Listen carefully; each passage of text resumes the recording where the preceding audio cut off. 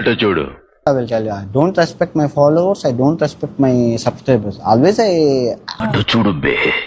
నమ్మలేదు, ఫ్రెండ్స్ నమ్మలేదు. నువ్వు పెట్టేస్తావు అంటున్నా, నేను కాదండి నాకు చెప్తున్నారు, నాకు నువ్వు పెట్టేస్తావు వీడియో అని. మరి ఇంత ఇదిగా నా గురించి తెలుసుకున్నానని చెప్పి నువ్వెలా నమ్మావు? నువ్వు నీకు నా గురించి ఏం తెలుసు అని చెప్పావు? నువ్వు ఐఏఎస్ ఆఫీసర్స్ కొడుకులు ఏం పనులు చేశాను నేను? నాకు తెలియక అడుగుతాను, నేను ఏ పని చేశాను?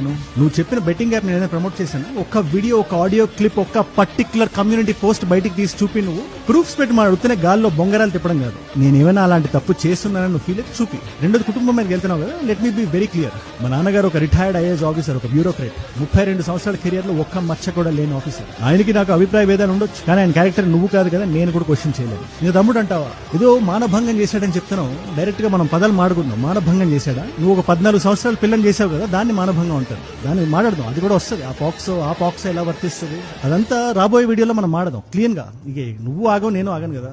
నా మొండి పట్టుదల గురించి నీకు ఇంకా ఐడియా లేనట్టుంది, బట్ స్టిల్